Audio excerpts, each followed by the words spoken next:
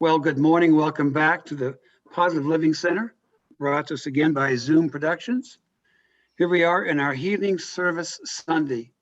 I can't believe it's already this late in April. It just seems to fly by, especially when the weather's getting more beautiful. People are wanting to get out and do more, and I think it's wonderful. This is the year of manifestation, and I hope everyone is following that, following your heart as to what it is that you want to do this year. I welcome everyone. You're all very same faces I recognize. I don't see any newcomers today, but if there are that pop in, you found us. Congratulations. The themes this month: God is not a failure. Treatment and prayer works, and embody with faith of God. We're going to have a couple of great speakers again today, as we have each and every weekend and each and every month, to give us their thoughts on these subjects and maybe more. It is always time for meditation at the very beginning of our service. I ask that you all just get comfortable, put your feet down, close your eyes, take some deep breaths, let everything go. Enjoy this fabulous weather that we're all enjoying today and this time together.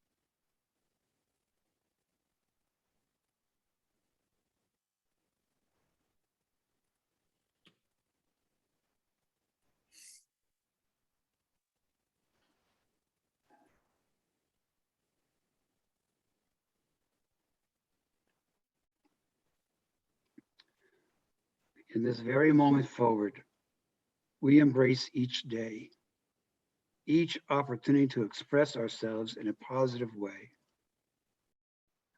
We become the way shower, the example of living a positive life, being kind to ourselves and kind to all walks of life. Let us demonstrate who we want to be to ourselves and to all other beings. And so it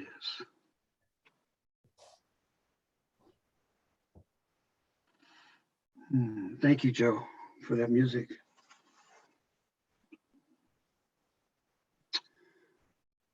Well, it's time for our spiritual thought.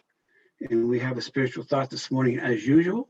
And it's my opportunity and honor to introduce Patti Hummel this morning for our spiritual thought. Good morning, Patti. Good morning. Thank you.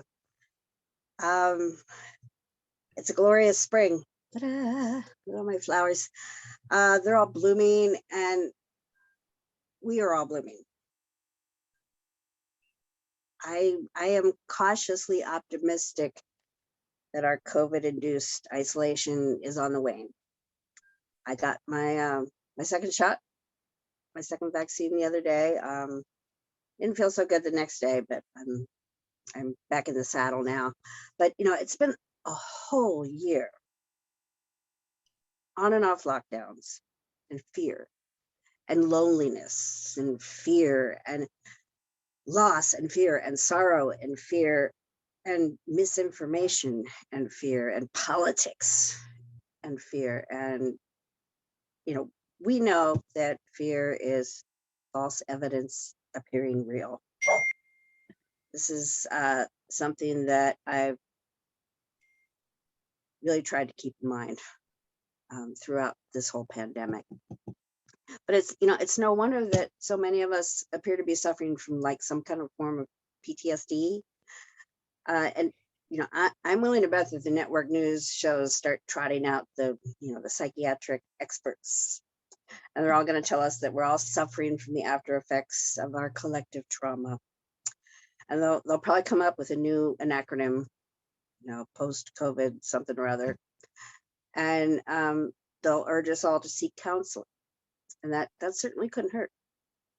Counseling has worked for me. In fact, it's probably going to be a big time for counselors.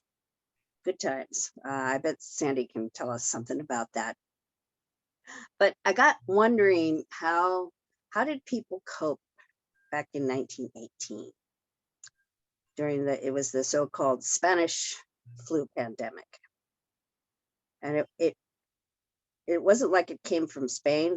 It's just that what I learned is that Spain was the only government that actually acknowledged that there was a health issue going on. Most of the other countries in Europe just kind of swept it under the rug for a while until it got so big they couldn't ignore it.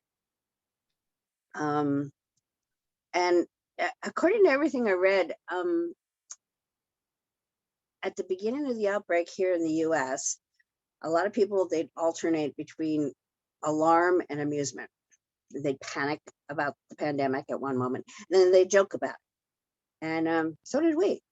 We did the same thing. And then later, after the quarantines were put in effect and tiring of the isolation, people got angry. And they started to reject the precautions recommended by health officials. And we saw that too. And then there were the conspiracy theories. Now, back in 1918, some people believed the pandemic was some form of German biological warfare. Other people believed it was caused by bear aspirin. If you can believe that. And yeah, we've seen a plethora of conspiracy theories. So history continues to repeat itself. And I always like to look to history for, ideas of how to deal with the present. But what I found odd, and actually the Atlantic had a good article on it, is that after the pandemic, all the people that had, suffered this collective trauma, they just kind of stuffed it. They just stuffed it right down. They didn't talk about it.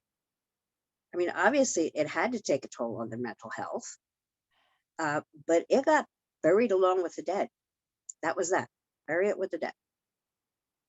Now, both sets of my grandparents were teenagers in Pennsylvania about the time, and I never heard them talk about it. They talked about the wars and the Roaring '20s and Prohibition and the Great Depression, but they never said anything about this pandemic. Now, maybe folks were more stoic back then. Maybe sharing your suffering was frowned upon back then. And I got thinking about maybe everybody took to heart a popular song of that time that went, "Pack up your troubles in your old kit bag and smile, smile, smile." Maybe that's what they did. But I have to say, after returning to my job at Tenaya, which, yay, I'm very happy about that and so grateful. I couldn't help but notice that many of my coworkers, they were they were sporting an entirely different attitude than when I last saw them. They just weren't quite the same. And many of them started finding their way to my office and felt comfortable enough to sit down and share the past year's experiences with me. Now, part of me feels really annoyed at these interruptions. I mean, I have a ton of work to do, a ton of work. But then part of me understands that, unlike many of them, I have had the benefit of meeting weekly on Zoom with my spiritual family from PLC. Also, my fellow students at Emerson, you guys, Stacy and John and, Tammy and Becky and Leanne and Abby. I'm probably forgetting someone, but LJ, shout out to LJ. You guys have been my lifeline. And, all of you have been my lifeline. And, I feel I've been supported by all of you. And I've been supported by our faith in Source throughout the past year. And I don't believe that stuffing it, stuffing it down, not talking about it, not sharing about it, I don't believe that's going to help us move on from this pandemic. I believe through kindness and willingness to just listen to each other without judgment or advice, that will contribute to the overall healing of our collective trauma. And that's kind of what spiritual mind treatment is about. It's a big part of it. So I'm going to close with a quote from everyone's favorite neighbor, Mr. Rogers. Mr. Rogers said, anything that's human is mentionable, and anything that is mentionable can be manageable. When we talk about our feelings, they become less overwhelming, less upsetting, and less scary. The people we trust with that important talk can help us know that we are not alone. I trust you all. I love you all. And I am so grateful for every single one of you. Namaste. Namaste. Thank you, Patti. Thank you very much. Very nice. It's time for a little music from our music director himself, Mr. Joseph Nelson. Good morning, Joe. Good morning. So today is Healing Circle Sunday, right? Yes, it is. Yes, it is. Okay. Well, I had a serious song picked out for this Sunday. And then I saw my billing in the iFocus. It said the talented and funny Joe Nelson. Back to square one. So, and then I thought, well, laughter really is the master healer. So I should do a funny song. Yeah, but it's Healing Circle Sunday. So I went back to serious. So here's my very serious.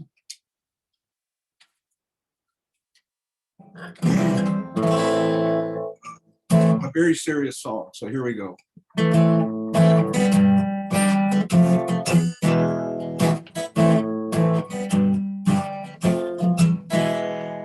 can get them black or green, or you can get them soft or hard. If you live in Acapulco, you can get them from your yard. If you live in Oakhurst, you gotta get them from the store. But as long as you can get them, well, you just can't ask for more. Avocado. Avocado. First thing that I'll buy, if I ever hit the lotto, will be a pre-war Martin guitar and a ride. Avocado.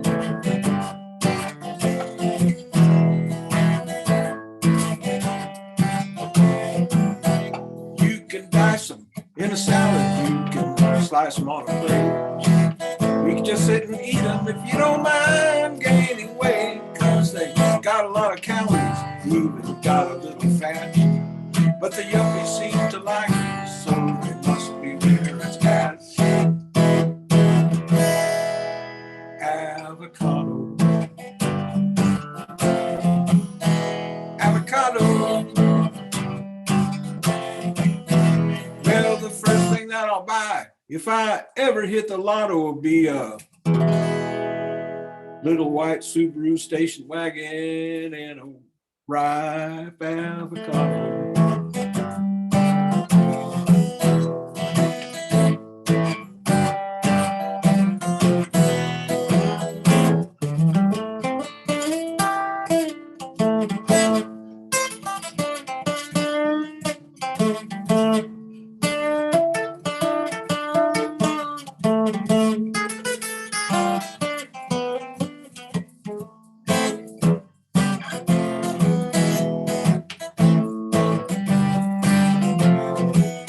Well, you can mash it with some jalapenos, diced onions and tomatoes.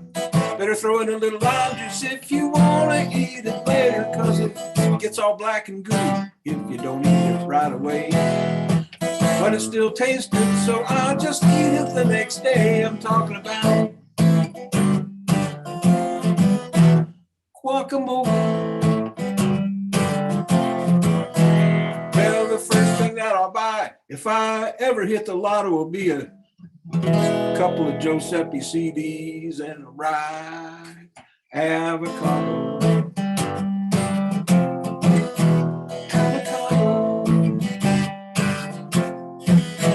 You can take that big old seed and you can put it in some water. Just let that baby sprout and you could give it to your daughter, and if she'll put it in some soil, it just might grow into a tree. Pretty soon you'll have all the homegrown you want for free. I'm talking about avocado. Well, the first thing that I'll buy, if I ever hit the lotto, will be some peace of mind, some peace in our time, a piece of beachfront property, and no more COVID-19 in the world, and a ripe avocado.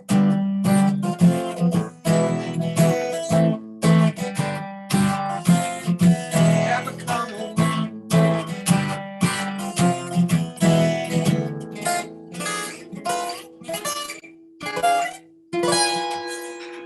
Avocado.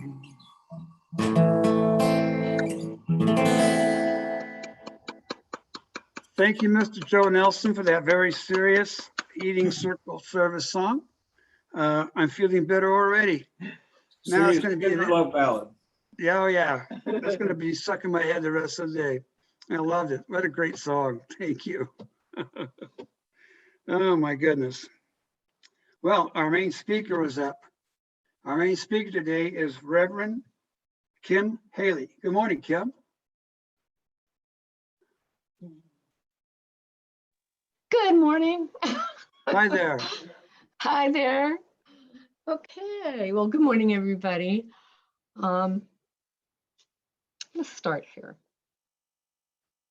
The biggest questions seem small today and in the way of everything that is waiting to be breathed, absorbed through the skin, seen. I shed thoughts, let go. Reborn, renewed. This happens every spring. Birds sing orders, follow important DNA blueprints. They bop, they ruffle, they peck. They trail our cat's hair in their beaks like sloppy eaters. Urgent builders of nests. Providers, even though their homes quickly fall into ruin. Birdie artifacts, empty nests, tucked outside the house, in odd corners. Every spring this happens, the mark of a new feathered moon. From the odd corner of my so-called empty mind arises a wish to my winged daughter for fair winds to buffet her daily flights in open skies. And as a watcher of bird activity, a grasper of avian wisdom, I let go of this thought, of everything. I do not need to build a nest and sit in sharp sticks of imagined pain.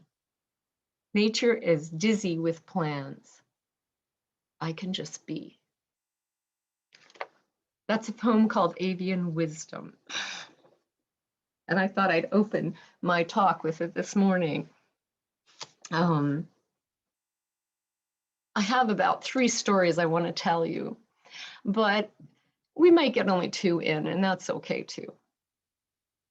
I was remembering when I was young, about 5 or 6 years old, and my mother would, we'd get tucked into bed, and then we had to brush our teeth and wash our faces and do our final toilet visit, and then we said prayers. And after blessing a lot of people, we hopped into our twin beds, and it was full of, with our warm, soft sheets, and they were stacked high with blankets because it's to keep off the frigid Canadian winter chill out. And then we got to pick a story, which was my favorite part, get to pick a story. And as we lay there in the low light and the warm blankets, with the sound of my mother's soothing voice reading to us, a sense of peace and safety and freedom came into the atmosphere of our shared bedroom. My mind created pictures and images from those stories' words. And I was cocooned in a place where I enjoyed a sense of freedom to explore and relax into the places of myself that I had no judgments, no separation, and no limits. It was nurturing love. Those stories engendered a love of reading in me and provided me with a technique to employ for creating my own stories when I no longer had my mother to read me stories or do that for me. Stories that helped me to sleep and to find peace when it was nowhere to be found outside. I learned to rely on my imagination, my inner world, to help me find a creative way to ease my stress or fear or both. And Pam Grout writes that we have 2 main frequencies. The first is driven by the amygdala. I think that's our flight or fright. Never, I can't say it right. Anyway, it doesn't matter. It kicks in when we watch a disturbing news story. and it sends out a frequency of, wow, it's a dog-eat-dog world out there. I better protect myself. I better shut down. The other frequency, the one that knows reality is never frightening, radios out love and trust in our fellow humans by believing in oneness. In joy, we can together literally rewrite the energy field of the planet.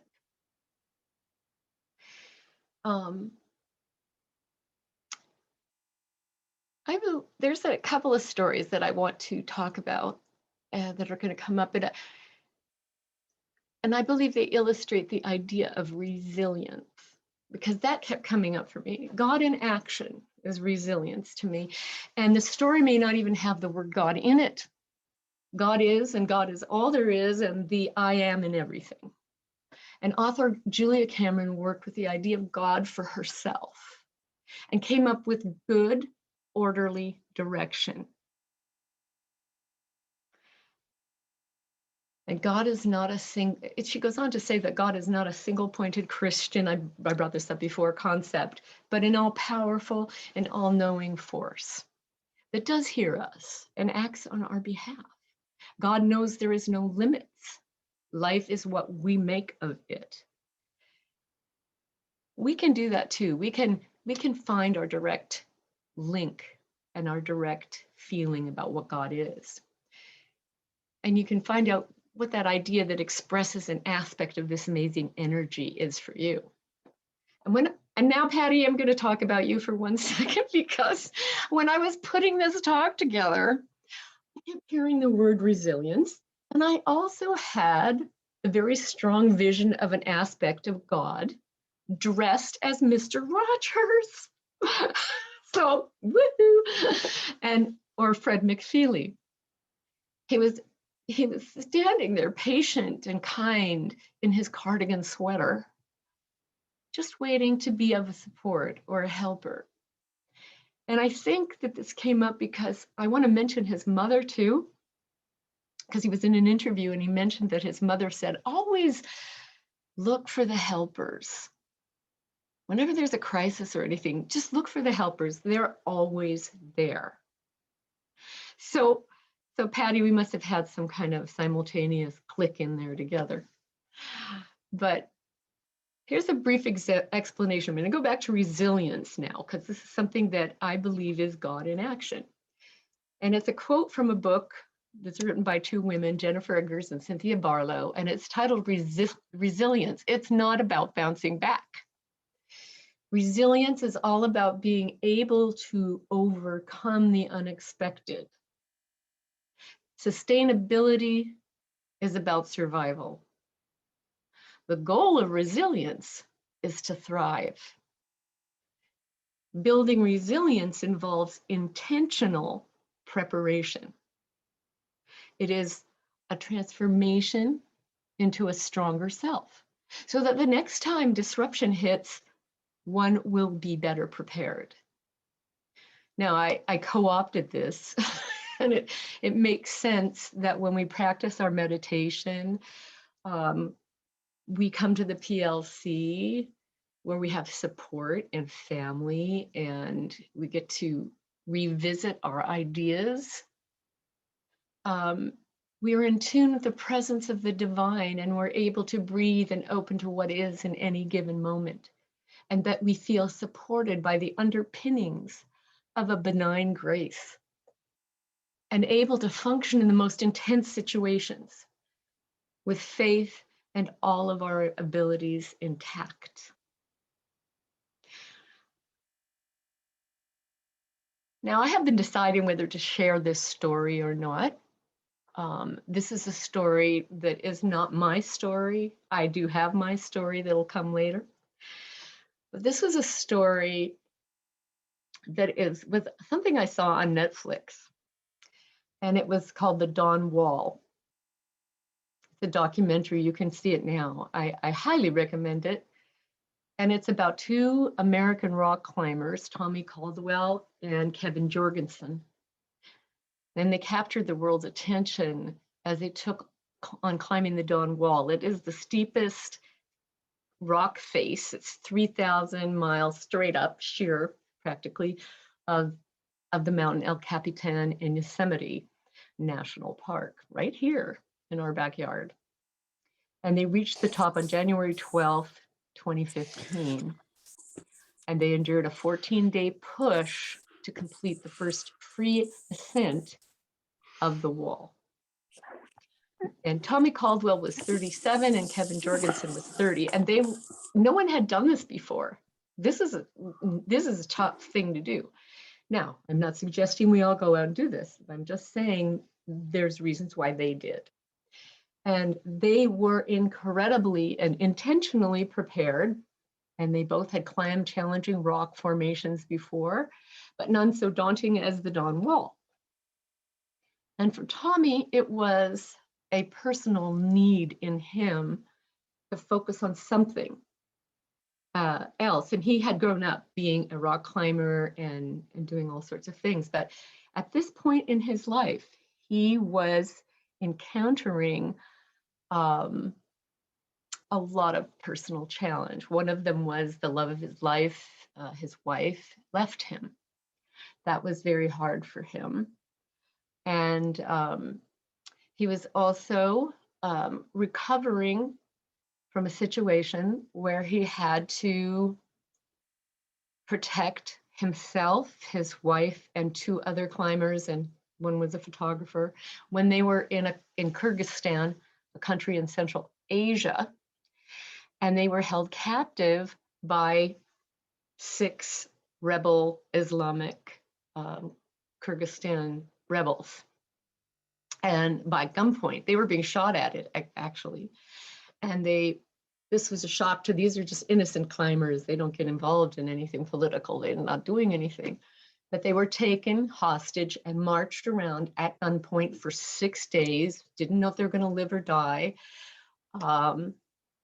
And eventually, some of the 6 rebels, two or three of them left, another 2 left, and there was only 1 left in charge of them.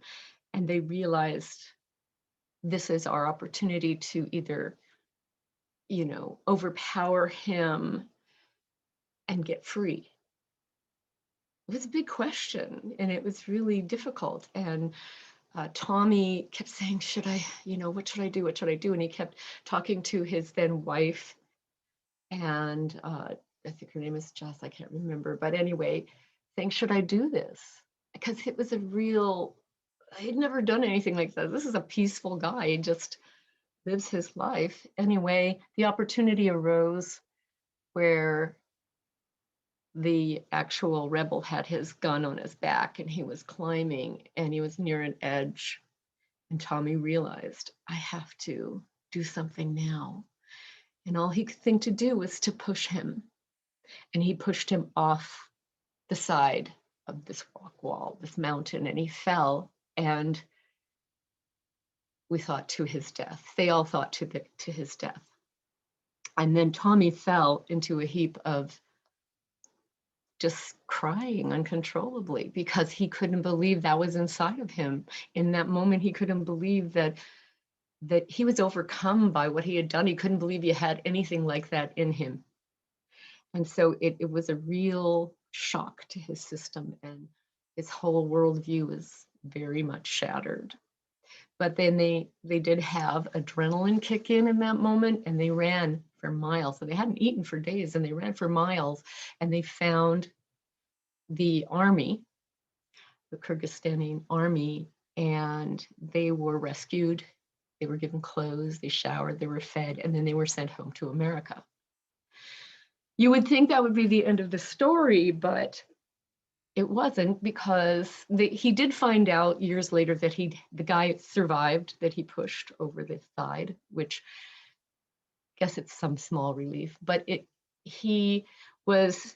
they were dealing with his wife and everyone, this situation still after it had taken place.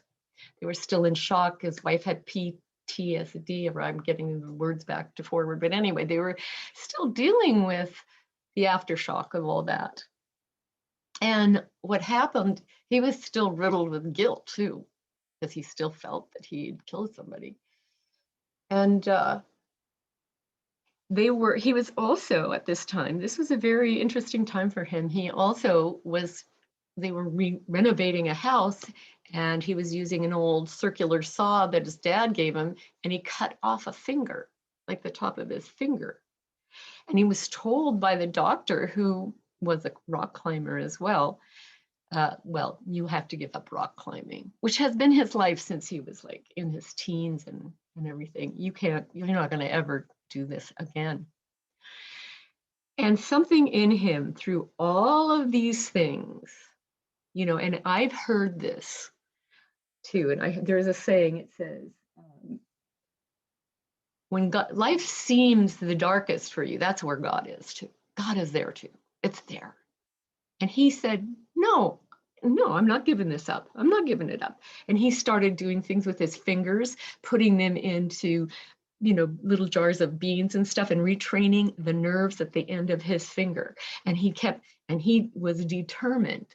And he actually did some climbs and was successful. And then he decided to do the biggest climb of his life. And that was the Dawn Wall. And I guess it's called the dawn wall because that's where the sun hits it first thing on any part of that mountain of El Capitan. That's where that hits. And so he was joined by another rock climber to do this named Kevin Jorgensen. And they were not really, they were familiar with each other, but they didn't know each other. And they came together to do this particular climb. And, you know, it was the most difficult. There was a difficult pass. They were up there for like 14 days and they have all these little passes, but there was the most difficult pass, which is to get through, and you have to do it perfectly and you have to be so concentrated. And Kevin finally did it. Now the whole world was watching. It was a media circus. There were people on the ground watching and there were people all over. Why are you doing this?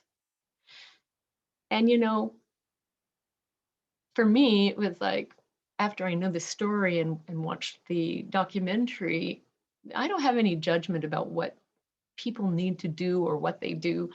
I just thought it was wonderful that this was something that he felt the urge to do. It was his creative focus on putting energy into something. And what happened is he got through the toughest pass. He ascended to another area and he stood up there elated. He was elated.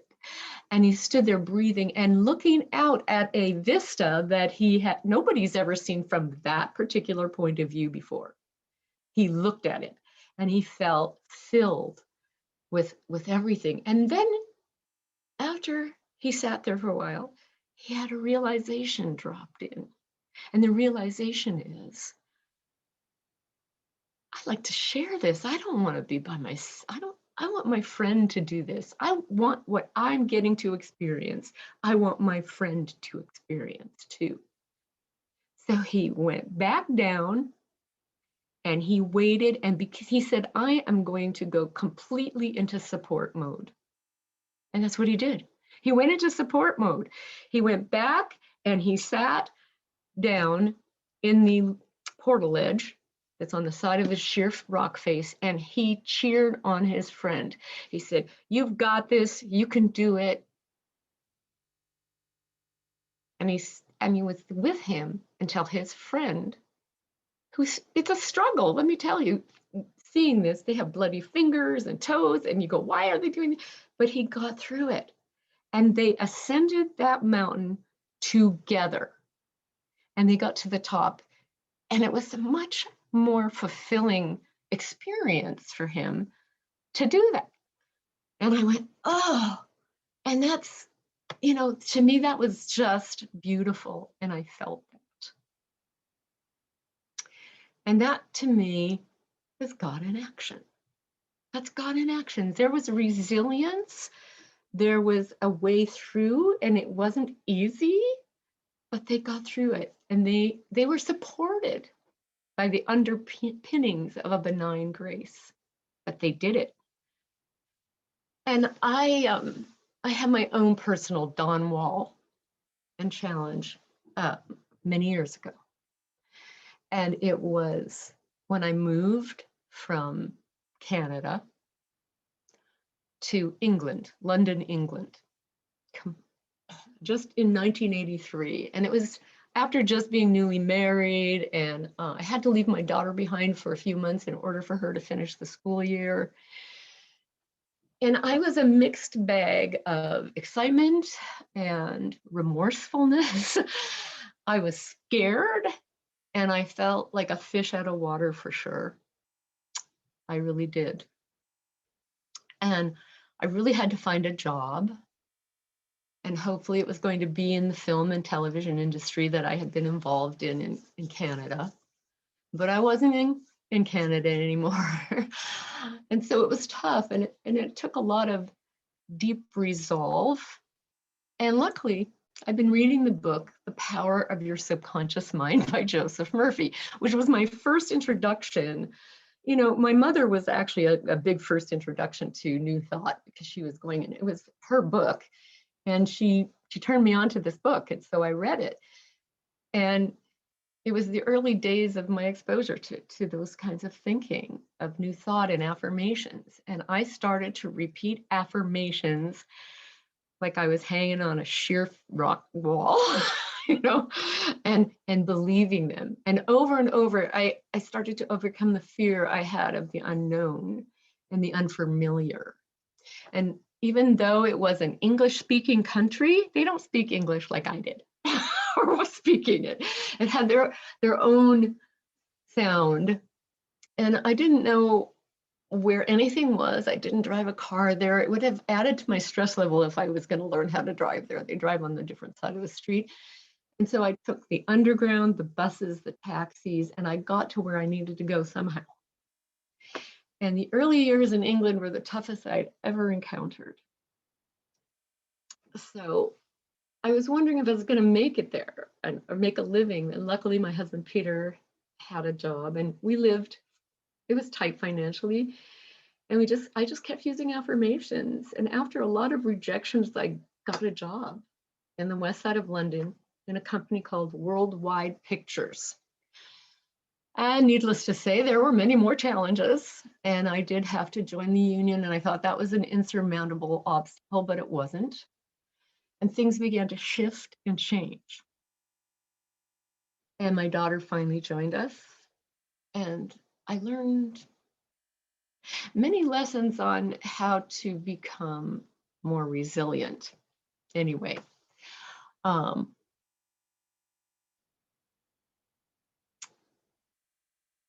it was the biggest gift, though, that I had ever received.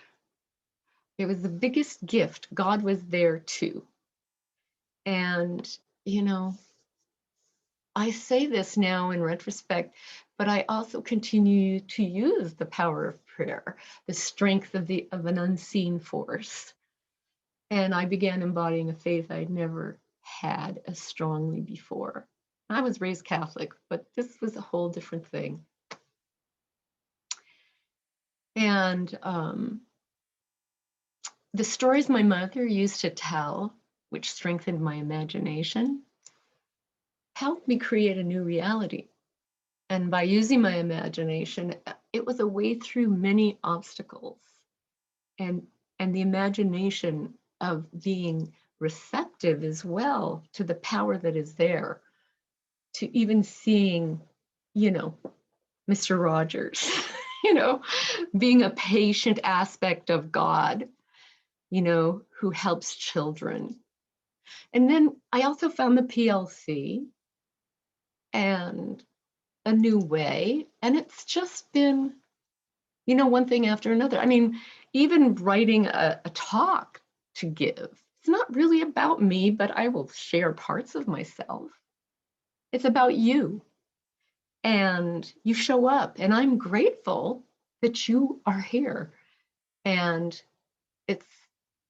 we all take the gift of an exquisite risk by daring to be who we are, unapologetically be who we are, because we are all supported.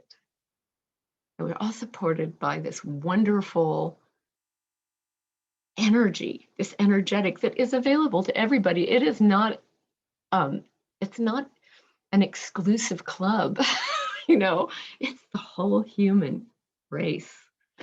So I just think that life is wonderful. Be unapologetically yourself and know that, you know, we're all here for you too. We're all cheering you on as we do our work for ourselves. So thank you so much for being here and for listening. Thank you, Reverend Kim. Thank you. Thank you for those stories and talking about that God's right there in the middle of all of that. God is there, thinking about what your parents and grandparents taught you, what you learned through your adventures through England and from Canada to England and all that. It's beautiful. Yeah. Thank you. You're welcome. It is now time for our healing circle. And I'll ask Reverend Sandy to guide us through this at this time. Sandy? Thank you. Let me just go over a few of the outlines of what we do. I'll start it off, then it'll be open to ministers or practitioners, any of those that want to add to the treatment or the healing work, and then it'll be open to everyone in our spiritual family to put your requests forward, to do a prayer however you would like to do it. And we have the time for everybody to participate that wants to. So please join me in knowing that there is only God. There is only this beautiful healing place. There is only love, understanding, love that heals, love that makes a difference, love that is everything that we want it to be, knowing the depth of this. And as I know this, I turn it over to Angie. His healing and his voice is what we need. Thank you. Let's go to the top four of awareness right now, the awareness of the oneness of all that we are. Let's go to that place where there's love only.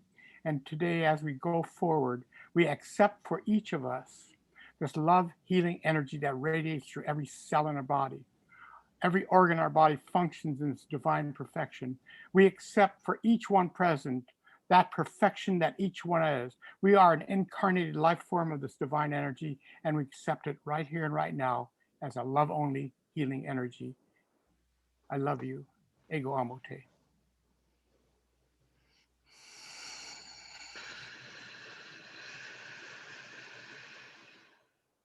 Any other ministers or practitioners, please share.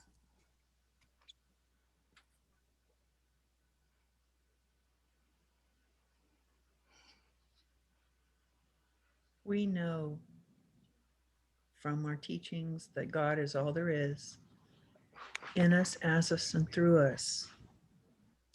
And it is the through us that I ask you to reach into and experience at this moment, feeling that through the emanations of our consciousness and so much more, so much, it is so much larger through each and every form of nature, through the air we breathe, through the water we drink, through the ground we feel on our feet, through the sun coming and warming our bodies as we step outside. We know that there is so much more to us, and that this very thing is creating within us each and every moment a greater understanding of who we are, why we're here, and our purpose, and that it is loving and good, and that we can share and support each other as we move through those corners or pockets of misunderstanding, of not allowing and accepting ourselves as divine, as we move into this greater understanding of who and what we all are and what we're doing here.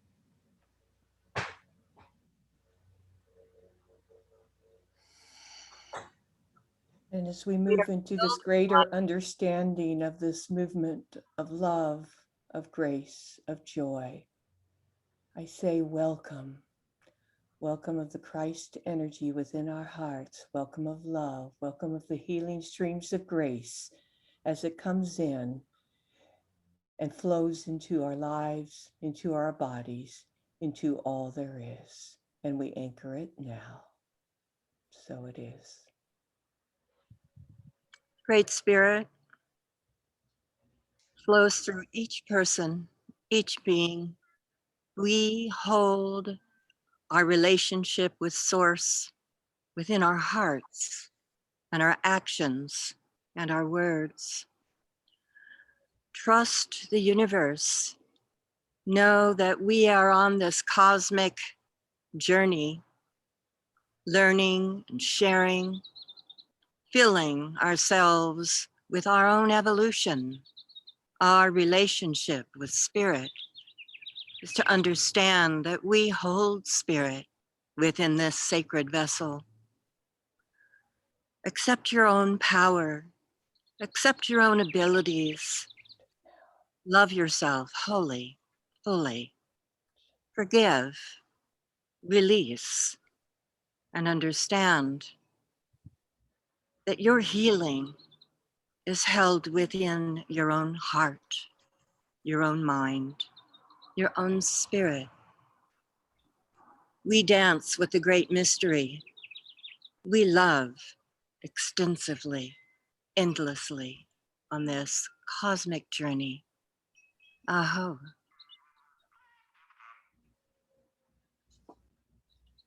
And remember that your longing is a slow motion prayer. Remember that the world too is longing for you to get out of your own holy way. So raise yourself up, hands open, and heart first.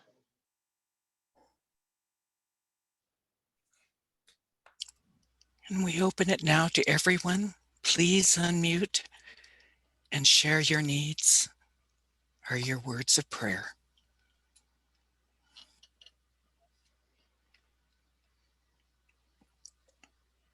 I'd like everyone Go ahead.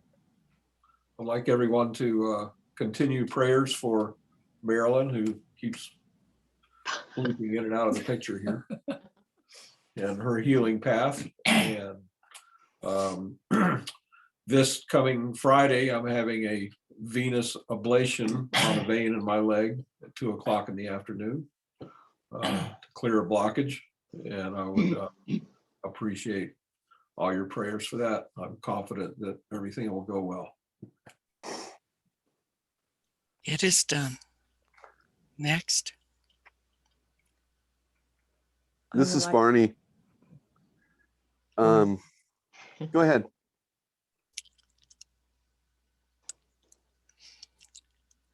Oh, hi. Go ahead. This is Barney, and I must say that everything, my work, my life's work is going exceedingly well. I feel like I'm just moving. My longing is my prayer, Kim. I love that. I just would like to maybe not have the fear that something's going to go wrong on this path that seems to be going so well. And I'm a little scared that maybe I'll do something or something will happen that will block or cause things that are going so well not to go so well. And that's it, really. It is done. But today I'm 6 dozen years old. Oh. And I want to keep having more years to be joyful. Bless you, dear. Happy birthday, Carla. Happy birthday. Happy birthday, Carla. Happy birthday. It is done. I would like to have treatment for freedom of movement for my shoulders and arms. It is done.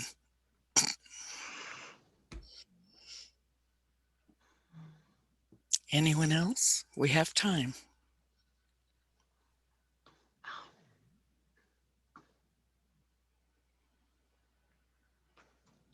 Then know with me, please, the truth. There is only God. And I accept for each and every one of us the healing that was requested today. I know that our prayers encircle and engulf all of us. I know that our healings are divinely inspired and divinely gifted. I accept for all of us the highest potential for each and every one of us, knowing that the world is a better place because we are here. We are important. We are needed. And know this in your heart that you are needed. Feel your heart opening and expressing everywhere that you go, touching every leaf, every flower, every person, every animal, making a difference as we go forth, as we soothe and we love and we care. And I give such glorious thanks for who and what we are. And say with me, please, and so it is. So it is. And so it is. So it is. So it is. Thank you, Reverend Sandy, Reverend Angelo. Thank you all for sharing this morning at this time in a healing circle. It is time for our offertory. Would you please do the offertory prayer with me at this time? Divine love Divine love flowing flowing through through me, me, blesses and blesses and increases increases all that all I that I give give and and all all that that I I receive. receive. Thank you, thank you. Your involvement and donations are greatly appreciated. You know and understand the methods available for tithing. We do have the new PO box, remind you of that. If you want to send a check into our office, that PO box 2683. And also you can push the green donation button on your email that you receive each week from Luana and be able to give through with your credit card through that way as well. Our donations are doing well. We're doing well financially because of you and all that you do. So thank you for that so much.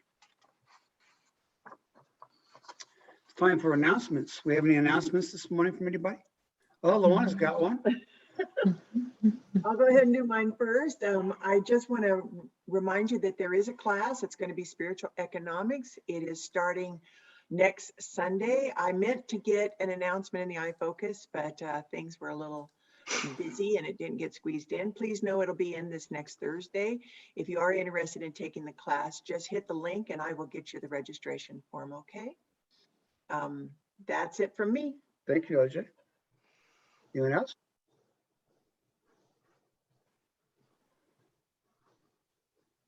Okay, wonderful. There is no assigned prayer partner on our healing service Sundays, but please feel free to call a practitioner or a reverend anytime for prayer treatments, or just to have someone to talk to about whatever is on your mind, okay? Next week's speaker is Reverend Ginny Evans. Look forward to hearing Ginny speak. And let's do our prayer of protection at this time. The light of God surrounds me. The love of God enfolds me. The power of God protects me. The presence of God watches over me. The energy of God is me. wherever I am. Am God is, and all is well. Thank you all for being here this Sunday. Wonderful to see you all. And see everyone's doing so well. Great. Could I ask Reverend Sandy to give us a closing prayer, please? Oh, we've come together again. It's brought joy to all of us. The smiley faces, the companionship, the discussions. Oh, we are a good group. It is a glory to be part of it.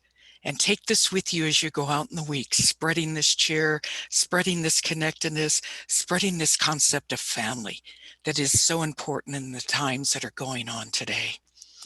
Know that we do make a difference. Know that our hearts are open and active. Know that you are needed every day in every way. And I give such glorious thanks for all of us. And say with me, please. And so it is. So it is. And so it is. Thank you all so much. Good to see you. Great week, everybody. Have a great week. Bye-bye. Ah. Where's my thing? Oops.